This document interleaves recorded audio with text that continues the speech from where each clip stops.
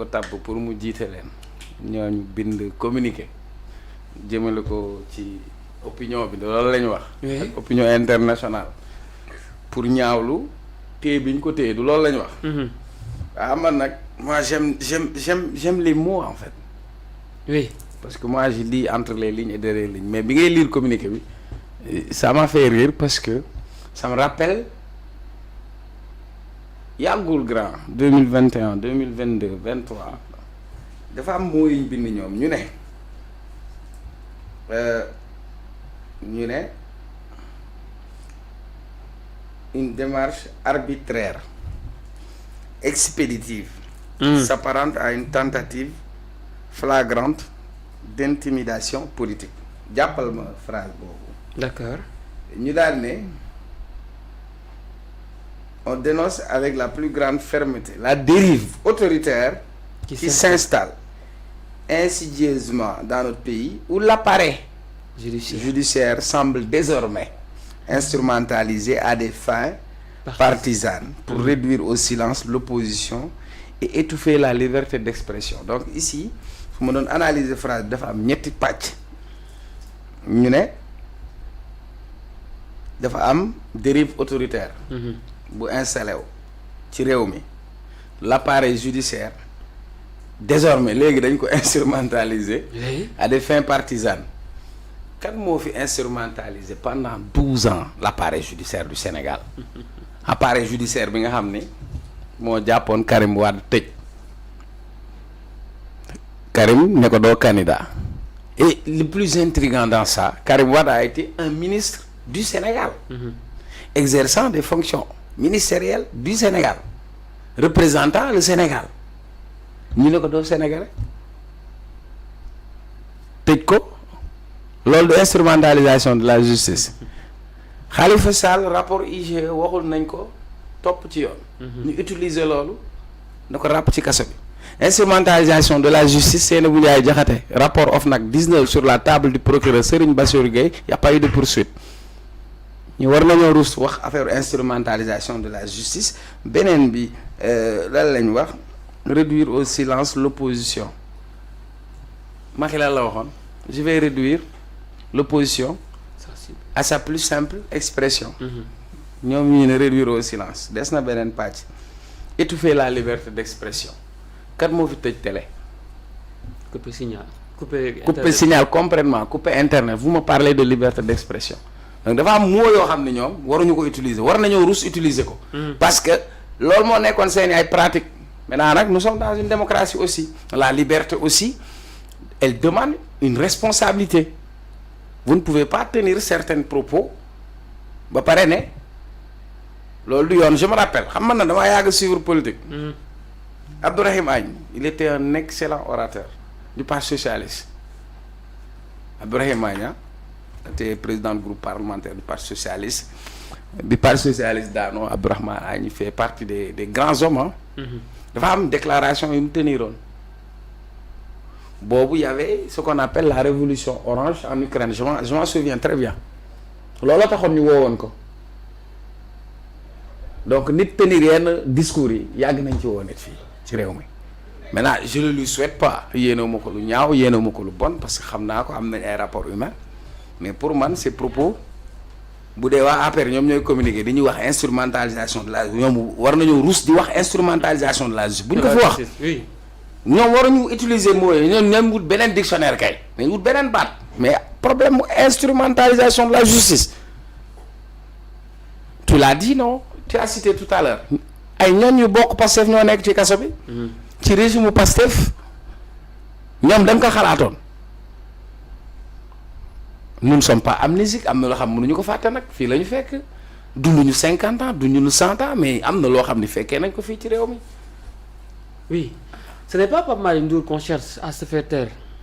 oui mais ne c'est toute une génération. quelle génération quelle génération. bu ñu waxee rek ci Pape Diouf la ma yóbbu. oui mais non génération concerne waaw Pape Diouf de sama xarit la mais xam nga ils sont dans aussi leur rôle politique donc dans la bataille d'opinion. Oui. C'est que ñoom nee nañ c'est pas la personne de Pape Malick mais tey au-delà de Pape Malick toute une génération donc Pape Malick a été aux affaires. ñun bi askan bi di sonn fii Pape Malick mu ngi toogoon ci gouvernement di nguuru payé au contribuable sur le dos du contribuable sénégalais. De quelle génération on parle? On va pas me parler de cette génération sacrifiée qui est allée chercher l'horizon ailleurs. On va pas me parler de cette génération qui a été maltraitée, torturée, embastillée, emprisonnée. Vous me parlez de génération. Ah non, c'est une génération, c'est une génération de privilégiés. Les mots ont des sens. bi ngay lire na communiqué bi damaa kontaan parce que xam naa ne Aïssatou Diop Fall mënul lool parce que keroog discours am bi moom moo ko bind waaye mënu koo lire te war a fay borom bi Sénégal moo neex yow bu ngay leb yow defoo conférence de presse yow ñun yëguñu. fekkee wuñ tinuñu fayal nga ñëw ne da ngay def conférence de presse demal fay àtte bor fay demal fay daal la ngay def. noo jàngatee communiqué bi quand même. communiqué bi daal sa waay li ko gënoon gaaw. mooy nga wax li Pape Malick Ndour wax c'est aussi simple que ça. ku ko ci wax dañ lay dem jëli. lii non ku ko ci wax dañ lay dem jëli amul sax demi mesure. Pape Malick Ndour il est justiciable comme tous les autres sénégalais yoo xamante ne actuellement ñu ngi kaso. xam nga fii dañ ni Pape Malick Ndour amul temps wu sax préparer li nga xam ne ni que moom mooy défense am. pour mën a véritablement défendre ses droits. mais lii xam nga fu mu ñuy rappeler Albourakh. li lay wan ni gis nga bët bu rusul rek toj. dëgg la de.